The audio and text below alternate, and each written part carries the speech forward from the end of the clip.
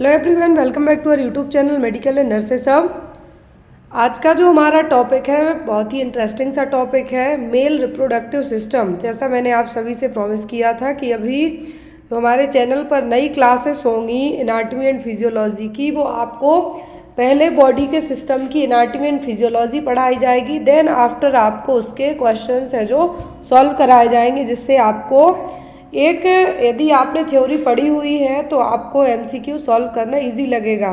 तो ऐसे ही आज का जो हम सिस्टम चूज़ किया गया है वो क्या है, male reproductive system, female reproductive system. और जो सिस्टम आप पढ़ेंगे उसकी डिसीज़ के बारे में आपको नेक्स्ट एंड नेक्स्ट क्लास जो बैक टू बैक क्लासेस रहेंगी उसमें बताया जाएगा। लेकिन सबसे पहले वीकली एक क्लास यदि एनाटॉमी की होती है तो आपको उसमें थ्योरी पढ़ाई जाएगी, देन आफ्टर उसके बाद जो उसी सिस्टम में डिसीज़ इंक्लूडेड होती है, डिसीज़ इन्वॉल्व होंगी, वो आपको समझाई जाएंगी।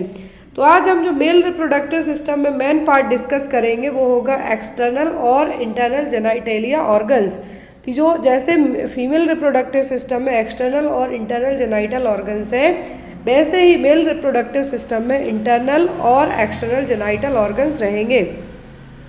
दो तरीके के जो मेल रिप्रोडक्टिव सिस्टम है, फर्स्ट थिंग इसका मेन काम क्या होगा, मेल रिप्रोडक्टिव सिस्टम का जो मेन फंक्शन है वो क्या है, consist of a number of sex organs that are part of human reproductive process.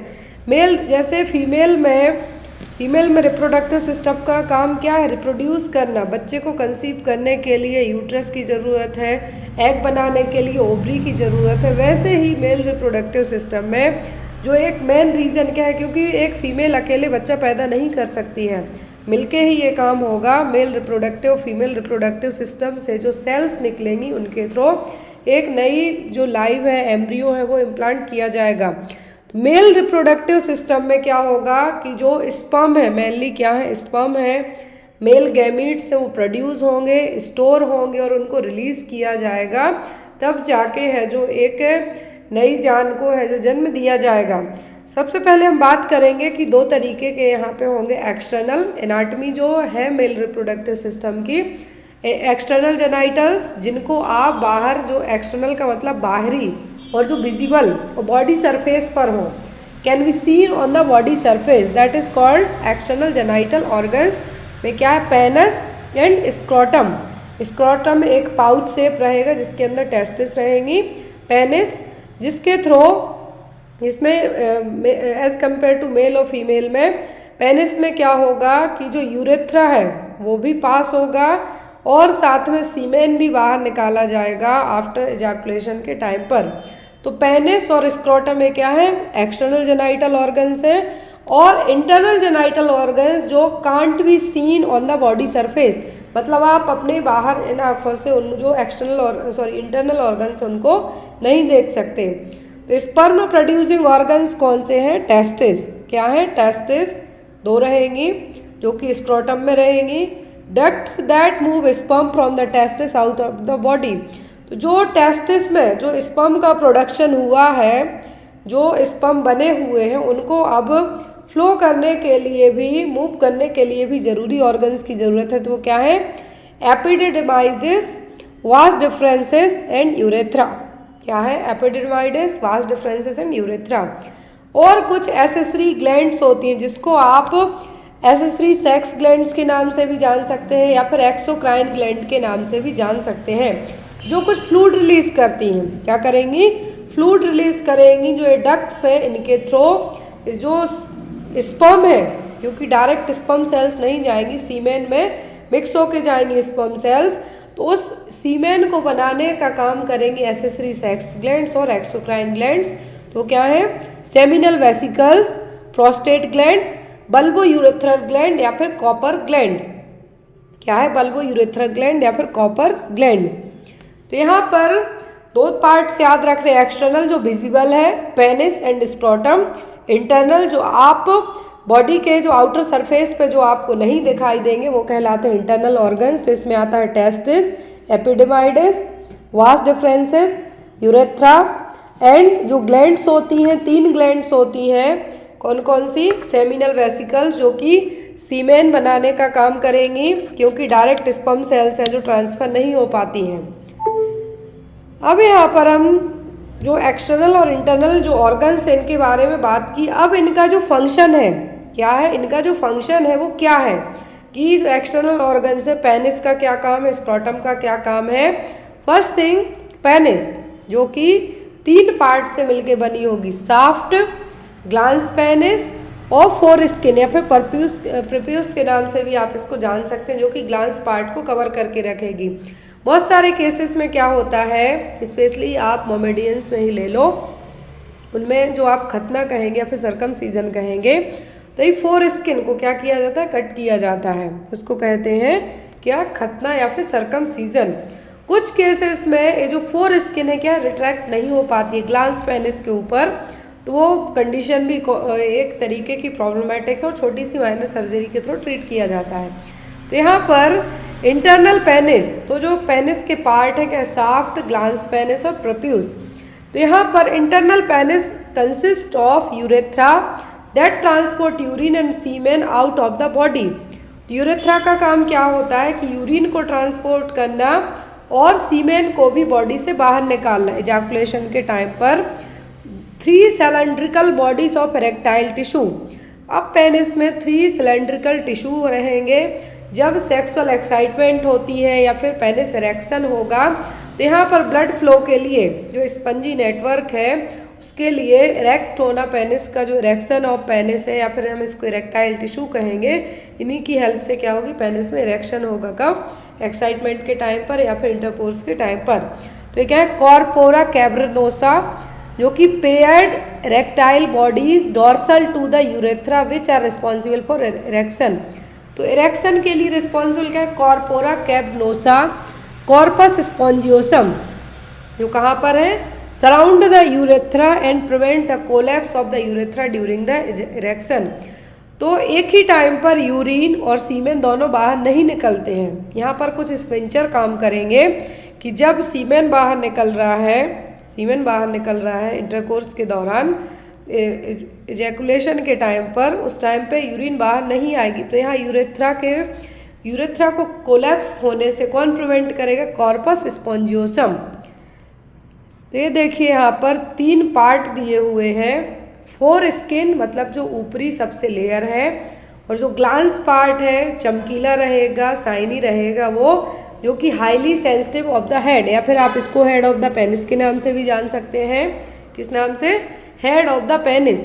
Four skin और जो एक कवरिंग है जिसके थ्रू ग्लांस कवर रहेगा, तो इसी की जो कवरिंग है यहाँ पर फोर स्किन है, जो इसी को सरकमसीजन, यदि एक नॉर्मली जो हिंदूज हैं या फिर कोई अदर रिलीजन है उसमें सरकमसीजन नहीं किया जाता, लेकिन यदि कुछ प्रॉब्लम हो तब एक कंडीशन क्रिएट होगी, तब क्या होगा, ये जो फोर स्किन है पूरा ग्लांस को कवर करके रखेगी, जनरली ओपन रहती है थोड़ी सी।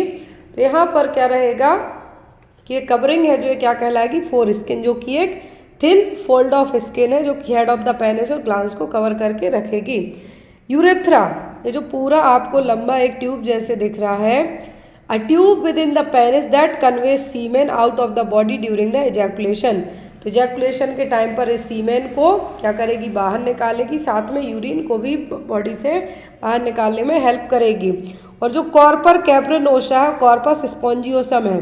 तो कॉर्पस कैब्रेनोसा क्या है, बाहरी जो यहाँ पर एक कवरिंग है, और इसके इंटरनल है क्या, कॉर्पस स्पॉन्जियोसम, जो कि यूरेथ्रा को कोलैप्स होने से बचाएगी। इरेक्शन के टाइम पर यदि यूरेथ्रा कोलैप्स हो गया तो जो सीमेन है वो बाहर नहीं आएगा, इसको प्रिवेंट करने का काम कौन करेगा, कॉर्पस स्पॉन्जियोसम। नेक्स्ट हम यहाँ पे बात करेंगे कि जो स्क्रॉटम, अभी हमने बात की किस पे, पेनिस पे, कि पेनिस के जो कवरिंग है वो क्या है, कॉर्पस कैब्रेनोसा। अब यहाँ पर जो क्लाइटोरियल एक हुड भी होगा, यहाँ पर जो कवरिंग है इसको, इस पार्ट को आप कहेंगे क्या, क्लाइटोरियल हुड। नेक्स्ट हम बात करेंगे स्क्रॉटम की। अब ये स्क्रॉटम क्या है, पाउच जैसा शेप होगा जो कि हैंग रहेगा आउटसाइड, इसीलिए इसको एक्सटर्नल ऑर्गन के नाम से जानते हैं। Sac of a skin and muscle that hangs outside the abdominal cavity which hold the testis. इसी स्क्रॉटम के अंदर 2 टेस्टिस रहेंगी, और ये टेस्टिस क्या कहलाती हैं, सेक्स ऑर्गन्स। इनको किस नाम से जाना जाता है, सेक्स ऑर्गन। जैसे फीमेल में ओवरीज होती हैं, वैसे ही मेल में टेस्टिस, यदि कंपैरिजन पूछा जाए तो फीमेल की ओवरी और मेल्स के टेस्टिस हैं जो कंपेयर किए जाते हैं। Its external positioning keeps the testis at 34 degree Celsius which is required for sperm production.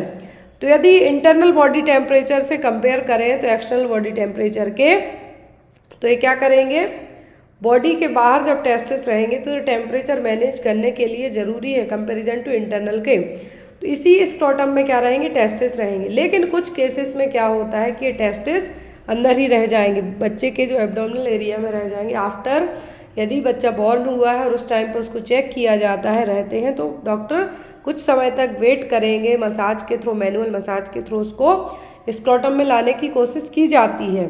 लेकिन यदि नहीं होता है तो एक सर्जरी के थ्रू जो टेस्टिस अंदर रह गए उनको बाहर स्क्रोटम में लाया जाएगा।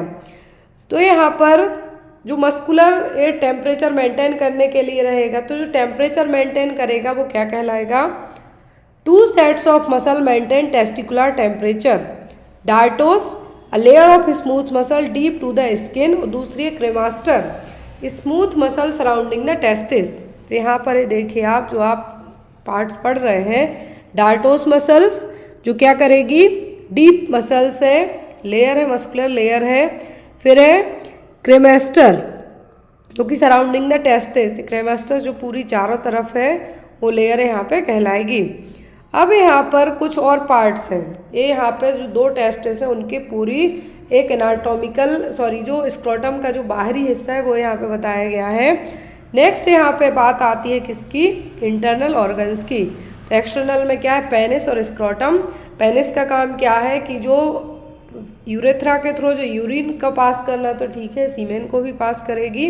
नेक्स्ट आते हैं आपके इंटरनल ऑर्गन्स। तो इंटरनल ऑर्गन्स में क्या होंगी, testis, epididymis, vas deferens, accessory glands. Accessory glands में 3 ग्लैंड्स होती हैं जो अपने अलग अलग तरीके के फ्लूइड रिलीज करती हैं, लेकिन वो इकट्ठे जाके मिक्स्ड कहाँ होते हैं, सीमेन में। सीमेन में जो एनर्जी, जो फ्रक्टोज या फिर जो एनर्जी की ज़रूरत है स्पर्म को क्या आगे मूव करने के लिए, वो सभी फ्लूइड कौन देगा, ये तीनों एसेसरी ग्लैंड्स या फिर exocrine gland. Testis organ responsible for the production of male sex steroids hormone that is called the testosterone। तो टेस्टिस में जो एक मेल सेक्स हार्मोन बनता है वो क्या है, वो है टेस्टोस्टेरोन। क्या है, टेस्टोस्टेरोन। फीमेल में एस्ट्रोजन होता है और मेल में क्या होगा, टेस्टोस्टेरोन। और स्पर्म का प्रोडक्शन भी कहाँ पे होगा, टेस्टिस में होगा। जैसे मेल गैमीट मतलब स्पर्म, इनका प्रोडक्शन कहाँ होगा, टेस्टिस में। वैसे ही फीमेल्स में जो ओवा और एग कहेंगे आप, ह्यूमन बॉडी की सबसे लार्जेस्ट सेल कहेंगे तो वो होती है ओवा। लेकिन ह्यूमन बॉडी की सबसे छोटी सेल्स कंसीडर की जाती है क्या, स्पर्म। क्या होगी, sperm. Organised into hundreds of sperms including seminiferous tubules. अब यहाँ पर कुछ ट्यूब्स होती हैं, क्या है, जो टेस्टिस है इसके अंदर कुछ ट्यूब्स होती हैं, इसको कहा जाता है सेमनीफेरस ट्यूब्यूल्स। इसमें कुछ नर्सिंग सेल्स होती हैं या फिर जिसको सर्टोली सेल्स के नाम से जान सकते हैं, जो कि सिंपल कॉलुमनार एपिथेलियम टिश्यू से मिलके बनी हुई होंगी। ट्यूब्स हैं, ट्यूब्स मतलब बहुत सारे जो यहाँ पर कंबाइंड गुच्छे में रहेंगी, इनको क्या कहेंगे आप, सेमनीफेरस ट्यूब्यूल्स। और इसी में स्पर्म का प्रोडक्शन होता है और ये सेल्स कहाँ पे होती हैं, टेस्टिस के अंदर। द स्पर्म डेवलपमेंट और spermatogenesis occurs between Sertoli cells from the basal surface, मतलब कि inside of the body. And seminiferous tubules होती हैं कहाँ पर, outer side of the body और outside of the body, body के बाहर नहीं, इट सब टेस्टिस के अंदर ही ये पूरी प्रोसेस चल रही है। फिर आती है लीडिंग सेल्स, जैसे सर्टोली सेल्स क्या करेंगी, जो सेमनीफेरस ट्यूब्यूल्स में है, सर्टोली सेल्स क्या करेंगी, एक तरीके से नरिशमेंट देने का काम करेंगी, स्पर्म प्रोडक्शन का काम करेंगी। इंटरस्टिशियल सेल्स और लीडिंग सेल्स से क्या करेंगी, टेस्टोस्टेरोन जो मेल सेक्स हार्मोन है उसको सिंथेसाइज्ड करने का काम करेंगी। क्या करेंगी, सिंथेसाइज्ड करने का काम करेंगे। और fluid within the seminiferous tubules flows toward the epididymis carrying the sperm. तो हम एपिडिमाइडिस आगे पढ़ेंगे कि एपिडिमाइडिस में जो फ्लूइड है, जो एपिडिमाइडिस में क्या होगा, जाके स्टोर होगा। जो टेस्टिस में जो टेस्टोस्टेरोन हार्मोन बना, सर्टोली सेल्स ने, जो सेमनीफेरस ट्यूब्यूल्स की जो सर्टोली सेल्स हैं, यहाँ पे स्पर्म का प्रोडक्शन हुआ। इंटरस्टिशियल सेल्स ने क्या किया, टेस्टोस्टेरोन हार्मोन, और लीडिंग सेल्स हैं जिसको हम कहेंगे क्या करेंगी, टेस्टोस्टेरोन हार्मोन को सिंथेसाइज करने का काम करेंगी। ये देखिए अब the testicle is divided into parts called lobules. तो जो एक टेस्टिकल से क्या रहेगा, लोब्यूल्स में डिवाइड होगा। इसके छोटे छोटे पार्ट होंगे, क्या होंगे, लोब्यूल्स, मतलब लोब रहेंगे। और ईच लोब्यूल्स में क्या रहेंगी, सेमनीफेरस ट्यूब्यूल रहेंगी। लोब्यूल और ट्यूब्यूल, लोब्यूल मतलब थोड़ा बड़ा हिस्सा, सेमनीफेरस ट्यूब्यूल मतलब छोटा। और एक देयर आर 800 सेमनीफेरस ट्यूब्यूल्स, जो कि एक कॉइल की तरह, जैसे जो कॉइल होती है उस तरीके से लिपटी हुई रहेंगी। 800 से 1000 तक सेमनीफेरस ट्यूब्यूल्स रहेंगी एक साइड के टेस्टिस में। ईच टेस्टिकल की बात की जा रही है कि एक टेस्टिस में भी 800 सेमनीफेरस ट्यूब्यूल्स तक रह सकती हैं, जो कि कॉइल्ड शेप में रहेंगी। और यहाँ पर जो टेस्टिकल्स है, क्या है, टेस्टिकल है, divide into part called tubules. ये देखिए यहाँ पर जो टेस्टिस है इसकी कवरिंग क्या कहलाएगी, स्क्रोटम। अब इस टेस्टिस के अंदर क्या है, सेमनीफेरस ट्यूब्यूल्स हैं। इस सेमनीफेरस ट्यूब्यूल्स के अंदर ही क्या होगा, स्पर्म का प्रोडक्शन होगा। अब प्रोड्यूस तो हो गया, अब इस स्पर्म को ऐसा तो नहीं स्टोर करके रखा जाए, एक दिन में ही इंटरकोर्स किया पूरे जो बाहर निकल गए, एजाकुलेट हो गए, तो यहाँ पर बनती रहेगी, क्योंकि बॉडी है हमारी, पूरी चीज़ें क्या होती हैं, बैक टू बैक होती जाती हैं। तो वैसे ही यहाँ पर एक काम भी है। अब यहाँ पे बन तो गया, अब नेक्स्ट काम किसका होगा कि इसको स्टोर करने का काम करेगा। Testis are covered by 3 protective covering. तो स्क्रोटम के अंदर टेस्टिस है, लेकिन अब इस टेस्टिस की भी कुछ कवरिंग लेयर होंगी। तो एक्सटर्नली ये कवर होगा ट्यूनिका वैजाइनैलिस से। नेक्स्ट वाइट फाइब्रस मेम्ब्रेन होगी, ये कहलाती है ट्यूनिका एल्ब्यूजिनिया। और लास्ट इनरमोस्ट लेयर होती है ट्यूनिका वेस्कुलोसा। तीनों लेयर है, नाम याद रखना है। जो एक्सटर्नल सबसे बाहरी लेयर है वो कहलाती है ट्यूनिका वैजाइनैलिस। मिडिल लेयर कहलाती है फाइब्रस, जो व्हाइट कलर की होगी, ट्यूनिका एल्ब्यूजिनिया। लास्ट होती है इनरमोस्ट लेयर ट्यूनिका वेस्कुलोसा। ये देखिए यहाँ पर एक और जो नेक्स्ट स्ट्रक्चर दिया गया है। नेक्स्ट पार्ट आता है आपका क्या, एपिडिमाइडिस। तो टेस्टिस में स्पर्म बन गए, मतलब प्रोडक्शन हो गया। अब नेक्स्ट आता है आपका क्या, the mass of coiled tubes on the superficial surface of each testis that the sperm most pass through prior to ejaculation. तो एजाकुलेशन के पहले जो एपिडिमाइडिस है, देखिए यहाँ पर ये वाला जो हिस्सा है, ये जो पूरा आपको दिख रहा है हिस्सा पर्पल कलर से, ये क्या कहलाता है यहाँ पर, एपिडिमाइडिस। क्या है, एपिडिमाइडिस। इसमें क्या होगा कि जो टेस्टिस की जो सेमनीफेरस ट्यूब्यूल्स हैं, इन्होंने क्या बनाया, स्पर्म बनाए, हार्मोन रिलीज किए, लेकिन जो स्पर्म है जाके इसमें एपिडिमाइडिस में क्या हो जाएंगे, स्टोर रहेंगे। क्या होंगे, स्टोर रहेंगे प्रायर टू इजाकुलेशन के। स्पर्म बिकम मैच्योर है, क्योंकि टेस्टिस ने बना बस दिए, लेकिन अब उसको मैच्योर होने की, पावरफुल होने की ज़रूरत है। वो काम कहाँ पे होगी, वो होगा आपका एपिडिमाइडिस में। यहाँ पर एक स्पर्म को, यदि एक ओवम को क्या करना है, फर्टिलाइज्ड करना है, तो यहाँ पर पेनिट्रेट करना है एक ओवम को, तो उस स्पर्म को सबसे ताकतवर होना चाहिए, क्योंकि एक बार में मिलियंस ऑफ स्पर्म रिलीज होते हैं एक इजाकुलेशन के टाइम पर। तो यहाँ पर कोई एक स्पर्म ऐसा शक्तिशाली होगा जो उस ओवा को पेनिट्रेट करके क्या कर पाएगा, फर्टिलाइज कर पाएगा। तो स्पर्म बिकम मैच्योर कहाँ पे होते हैं, इसी एपिडिमाइडिस में, और पास होंगे किसके थ्रू, वास्ट डिफरेंसेस के थ्रू। ये देखिए इस स्ट्रक्चर में आप यहाँ पे बने, एपिडिमाइडिस में क्या हुए, यहाँ पे आके स्टोर हुए, मैच्योर हुए। क्लियर है, यहाँ से मैच्योर होके ए पास कहाँ पे होंगे, वास्ट डिफरेंसेस में। During ejaculation a layer of smooth muscle that surround the distal epididymis contracts expelling sperm into the vas deferens. तो इजाकुलेशन के टाइम पे तो क्या हो गए, एपिडिमाइडिस में आके स्पर्म हो गए, मैच्योर हुए इधर।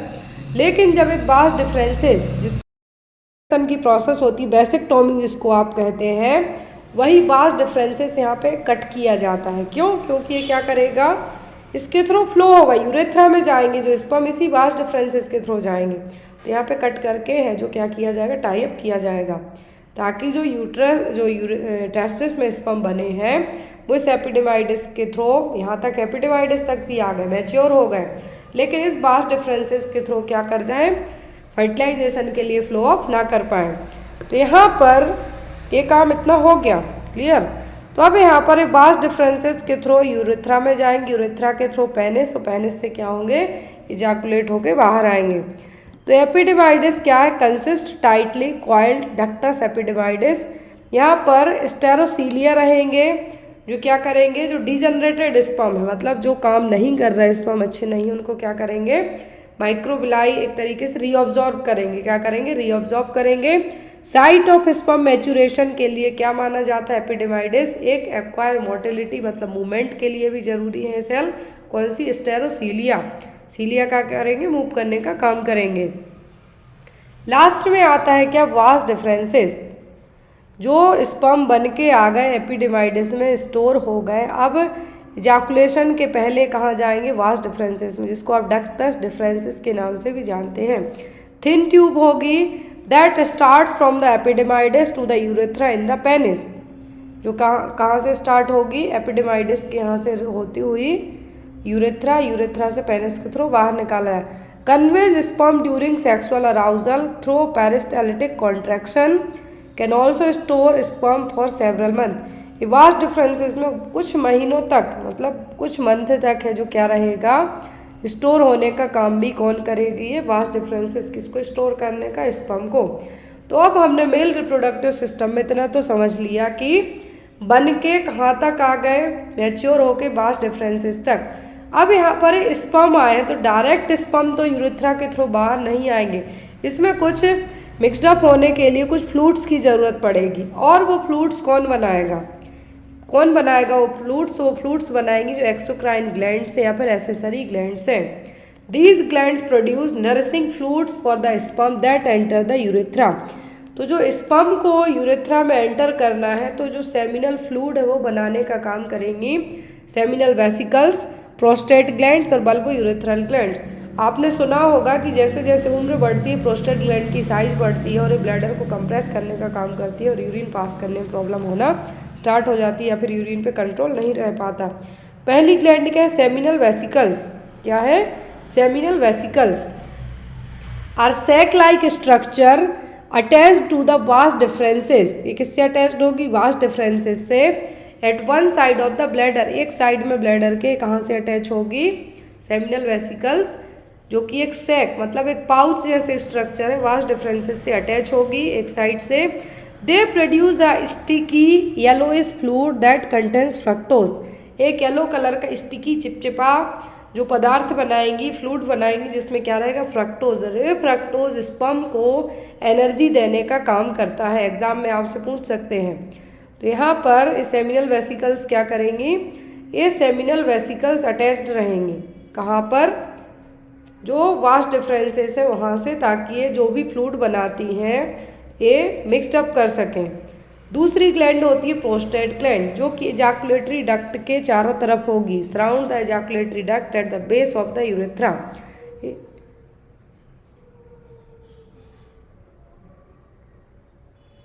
ये रही यहाँ पर एजाकुलेटरी डक्ट, जैसे सेमिनल वेसिकल्स ने फ्लूइड बनाया, एजाकुलेटरी डक्ट ने भी एक फ्लूइड बनाया just below the bladder. The prostate gland is responsible for making the production of semen. आपसे पूछा जाए कि सीमेन बनाने का काम कौन करता है, सेमिनल वेसिकल्स ने एक फ्लूइड बनाया येलो कलर का जो स्टिकी है, लेकिन इसमें फ्रक्टोज है, जो क्या काम करेगा, स्पर्म को एनर्जी देने में हेल्प करेगा। प्रोस्टेट ग्लैंड बनाती हैं क्या, semen. A liquid mixture of sperm cell से कैसा लिक्विड बनाती हैं, जिसमें स्पर्म सेल मिक्स हो जाए और इसी में प्रोस्टेट फ्लूइड, सेमिनल फ्लूइड सब कुछ मिक्सड होगा, और यही सब मिक्सड अप होके कहाँ पे जाएगा, पूरा वास्ट डिफरेंसेस में। कहाँ पे, वास्ट डिफरेंसेस में। लास्ट आती है बल्बो यूरेथ्रल ग्लैंड्स और कॉपर्स ग्लैंड। यदि आपको पूछा जाए बल्बो यूरेथ्रल ग्लैंड्स और कॉपर्स ग्लैंड्स, तो ये पाई जाती है मेल में। दूसरी होती है बर्थोलिन ग्लैंड। कौन सी, बर्थोलिन ग्लैंड, तो पाई जाती है फीमेल में, वेजाइना के दोनों साइड। यहाँ पर जो बल्बो यूरेथ्रल ग्लैंड है, दो स्मॉल ग्लैंड होंगी, साइड ऑफ द यूरेथ्रा में होंगी, just below the prostate gland के। ये रही बल्बो यूरेथ्रल ग्लैंड, कहाँ पे है, साइड ऑफ द यूरेथ्रा लेकिन बिलो द प्रोस्टेट ग्लैंड। ये प्रोड्यूस करेंगी clear slippery fluid that empties directly into the urethra. ये भी जो कॉपर्स ग्लैंड है एक ऐसा फ्लूइड बनाती हैं जो क्या करेगी, यूरेथ्रा में डायरेक्ट अपना फ्लूइड रिलीज करेंगी। तो ये जो तीनों ग्लैंड है, Cowper's gland, prostate gland, seminal vesicle से अलग अलग तरीके से फ्लूइड बनाती हैं और ये सब फ्लूइड एक जगह मिक्सड होगा, कहाँ पर, वास्ट डिफरेंसेस में। और ये पूरा फ्लूइड जो इजैकुलेशन के टाइम पर स्पर्म सेल्स को कैरी करके वुमेन के जो वेजाइना के थ्रू क्या किया जाएगा, सर्विक्स के थ्रू यूट्रस में इंसर्ट किया जाएगा। 2 pea-sized ग्लैंड होंगी interior to the prostate, produce thick clear mucus during the erection which neutralize trace of acidic urine in the urethra, lubricate the urethra to facilitate the ejaculation of semen. जो bulbo urethral gland जैसे female में जो glands होती हैं, क्या है, female में जो बर्थोलिन ग्लैंड्स होती हैं वो क्या करती हैं, एक म्यूकस बनाएंगी ताकि जो लुब्रिकेशन का काम करेंगी। वैसे ही कॉपर्स ग्लैंड भी एक लुब्रिकेटेड आइटम्स जो फ्लूइड बनाएंगी, क्या करेंगी, यहाँ पर लुब्रिकेशन के लिए हेल्पफुल रहेंगी। अब ना, जो हमने बात की अभी तक स्पर्म सेल्स की, जो ह्यूमन बॉडी की सबसे छोटी सेल्स है, ये जेनेटिक मटेरियल कैरी करता है। मतलब जो मेल फीमेल का जो ओवा, जो फीमेल का ओवा सेल्स है और एग है, और मेल का जो स्पर्म सेल्स है, मिलके क्या करेंगे, जो एम्ब्रियो या फिर जो फर्टिलाइजेशन के बाद जो एक एम्ब्रियो का निर्माण करेंगे। लेकिन इस दोनों में क्या रहेंगे, जेनेटिक क्या रहेंगी, इन्फॉर्मेशन रहेंगी। इसका स्पर्म का यही काम है। स्ट्रक्चर की बात करें तो हम हेड, जिसमें डीएनए रहेगा, क्या रहेगा, डीएनए टेस्ट किया जाता है कि बच्चा आपका है नहीं, तो इसी के थ्रू पता चलेगा। The large head region of the sperm that contains DNA. Mid piece क्या है, नैरो मिडिल पार्ट है, नैरो मिडिल पार्ट है इस सेल का, जो जिसमें क्या रहेगा, माइटोकॉन्ड्रिया। माइटोकॉन्ड्रिया में जो एनर्जी स्टोर होगी वही इसको क्या करेगी, स्पर्म को आगे मूव करने में एनर्जी देने का काम करेगी। टेल जो कि क्या करेगी, स्पर्म को मूव करने में हेल्प करेगी। लेकिन जब फर्टिलाइजेशन होता है तो उस टाइम पर ओनली हेड ही पेनिट्रेट कर पाता है, बाकी पूरा पार्ट है जो बाहर रह जाता है। तो यहाँ पर एक क्या था, बेसिक था कि जो मेल रिप्रोडक्टिव सिस्टम है, इसके एक्सटर्नल ऑर्गन्स कौन से, इंटरनल क्या है, ये क्या काम करते हैं, किस तरीके से सीमेन का प्रोडक्शन होगा। यदि आपसे अब हम एग्जाम पर्पस के हिसाब से बात करेंगे तो यहाँ पे शुरू से देखिए, आपको 2 पार्ट याद रखना है। 2 पार्ट में एक्सटर्नल मतलब जो बॉडी के बाहर दिख रहा हो, इंटरनल जो अंदर साइड है। एक्सटर्नल में पेनिस और स्क्रोटम जो बाहर विजिबल होंगे, ये देखिए यहाँ पर ये जो विजिबलाइज हो रहे हैं वो क्या है, एक्सटर्नल है।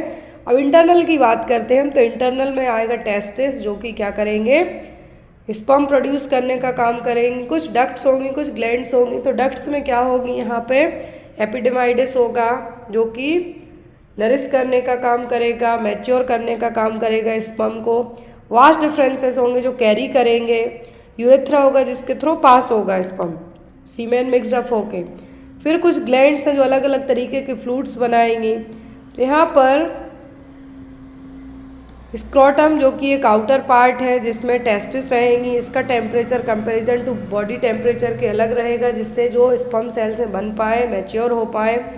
फिर यहाँ पे आपका आता है एपिडेमाइडिस। तो एपिडेमाइडिस में जो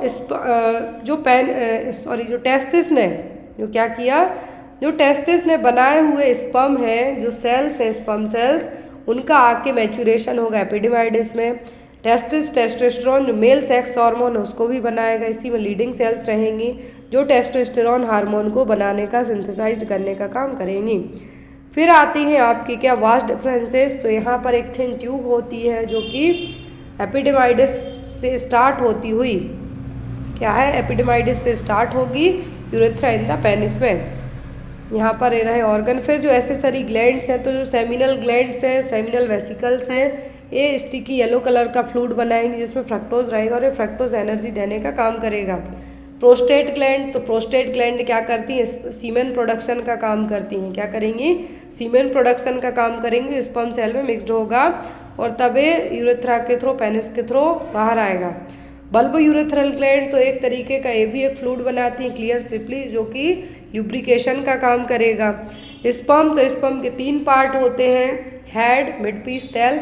हेड जिसमें डीएनए कंपोनेंट्स रहेंगे, जो जेनेटिक्स आइटम्स रहेंगे वो रहेगा। मिड पीस तो जो एक नैरो मिडिल पार्ट रहेगा, इसमें माइटोकॉन्ड्रिया रहेगा जो स्पर्म को एनर्जी देगा, क्योंकि बिना एनर्जी के स्पर्म मूव नहीं कर पाएगा। टेल जो कि मोशन में मतलब स्पर्म को मूव करने में हेल्प करेगी। अभी देखिए सीमेन वॉल्यूम देखिए, और यहाँ पर अकॉर्डिंग टू इसके यदि कमी है तो क्या प्रॉब्लम है, ज़्यादा है तो क्या प्रॉब्लम है। तो यहाँ पर एक जो डेटा दिया गया है 40 मिलियन स्पर्म पर ml is considered normal for male fertility. तो जो मेल में फर्टिलिटी और जो इनफर्टिलिटी का मतलब है कि क्षमता नहीं है प्रजनन क्षमता की, मतलब प्रॉपर स्पर्म नहीं बन रहे हैं, तो 40 मिलियन स्पर्म होंगे। कितने? 40 मिलियन स्पर्म पर ml। 1 ml सीमेन में 40 मिलियन स्पर्म होंगे, मतलब नॉर्मल इनफर्टिलिटी। यदि ये इतना है, लेकिन 20 मिलियन स्पर्म पर ml is minimum concentration. Normal तो 40 मिलियन स्पर्म पर ml सीमेन में होना चाहिए, लेकिन 20 मिलियन स्पर्म्स है जो मिनिमम काउंटिंग की जाती है। लेकिन यदि 10 मिलियन से कम है तो क्या है, कंसीव करना जो पॉसिबल नहीं हो पाता। अब जो बात करेंगे हम पॉली, मतलब ज़्यादा, बहुत ज़्यादा हाई स्पर्म काउंट है, मतलब पॉलीजोस्पर्मिया। ओलिगो मतलब 20 मिलियन पर ml से जो हमने मिनिमम काउंट कहा, यदि इससे भी कम है स्पर्म काउंट 20 मिलियन पर ml सीमेन में, तो यहाँ पर क्या होगा, ओलिगोजोस्पर्मिया। एजो मतलब सीमेन में नो वॉल्यूम, नो सीमेन वॉल्यूम, सीमेन में स्पर्म ही नहीं, ओनली सेमिनल फ्लूइड बस आ रहा है, सीमेन बस आ रहा है, तो क्या है, एजोस्पर्मिया। हाइपो में semen volume is less than 1.5 ml, मतलब सीमेन ही नहीं आ रहा है, मतलब सीमेन भी ज़रूरी है तब तो फ्लो हो पाएंगे स्पर्म।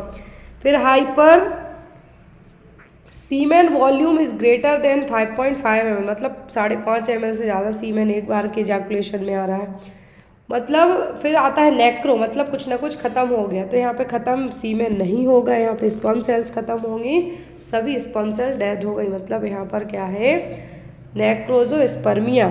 तो बेसिक एक कॉन्सेंट्रेशन था। अब यहाँ पर जो मोस्ट ऑफ द एग्जाम में क्वेश्चन आते हैं वो आपको मैंने यहाँ पे ऐड किए हैं। फर्स्ट क्वेश्चन ऐड किया है, another name for bulbo urethral gland. तो जो बल्बो यूरेथ्रल ग्लैंड है इसका दूसरा नाम क्या है, Meibomian gland, prostate gland, perineal gland या फिर कॉपर्स ग्लैंड। और ये ग्लैंड जो बल्बो यूरेथ्रल ग्लैंड क्या है, लुब्रिकेशन का काम करती है। तो यहाँ पर ये क्या है, कॉपर्स ग्लैंड, क्या है, कॉपर्स ग्लैंड। एक क्वेश्चन और है यहाँ पर, in man cryptorchidism is the condition when. Cryptorchidism एक कंडीशन होती है, तो ये क्या है, जब testis do not descend into the scrotum, there are 2 testis in each scrotum, testis generates in the scrotum या फिर testis enlarge in the scrotum. तो जब यहाँ पर स्क्रोटम में जो इनलार्जमेंट देखने को मिलता है तो उसको हम हाइड्रोसील कहेंगे, फ्लूइड भर जाए तब। लेकिन यहाँ पर जो क्रिप्टोर्चिडिज्म का मतलब होता है कि जो टेस्टिस हैं स्क्रोटम में नहीं आई, मतलब ऊपर ही रह गई एब्डोमिनल एरिया में। ये देखिए यहाँ पर इस वाले सेक्शन में आप देखिए कि ये रहा आपका स्क्रोटम में बाहरी एपिडेमाइडिस, लेकिन ये जो टेस्टिस है जनरली कुछ केसेस में क्या रह जाती हैं, यहाँ पर रह जाएंगी, अंदर रह जाएंगी, बाहर नहीं आएंगी, तो वो कंडीशन कहलाती है क्या, क्रिप्टोर्चिडिज्म। और इसको या तो मैनुअल, यदि एज कम है बच्चे की, मैनुअल मसाज से पॉसिबल है तो हो सकता है, जनरली छोटी एक माइनर सर्जरी की जाती है उसके थ्रू इसको बाहर लाया जाता है। फिर एक कंडीशन होती है, यदि इस स्क्रोटम में फ्लूइड फिल्डअप हो जाए, इसमें फ्लूइड भरेगा तो टेस्टिस को भी प्रॉब्लम होगी, स्पर्म नहीं बनेंगे, कुछ ना कुछ प्रॉब्लम्स होगी, इन्फेक्शन हो सकता है, तो ये कहलाता है हाइड्रोसील। क्या कहलाएगा, हाइड्रोसील। स्पर्मेटोसील, हाइड्रोसील, इस तरीके के टर्म्स हैं जो यूज़ किए जाएंगे। तो ये था mail reproductive system. I hope आपको ये बेसिक इसमें समझ में आ गया हो। और जो नेक्स्ट पार्ट हम पढ़ेंगे क्या होगा, नेक्स्ट अब जो हमारे इसके बाद जो क्वेश्चंस होंगे मेल रिप्रोडक्टिव सिस्टम के MCQ बेस्ड, तो इसी में अब आपको हम जो नेक्स्ट सेक्शन पढ़ा जाएगा वो होगा क्या, होगा डिसीज़ कंडीशन। जो नॉर्मल इस तरीके से सब चीज़ें चल रही हैं, लेकिन इसमें जब प्रॉब्लम्स होगी तो क्या होगा। तो आई होप आपको आज का ये शॉर्ट टॉपिक पसंद आया हो। कोई डाउट रह जाए तो आप बेझिझक होकर पूछ सकते हैं।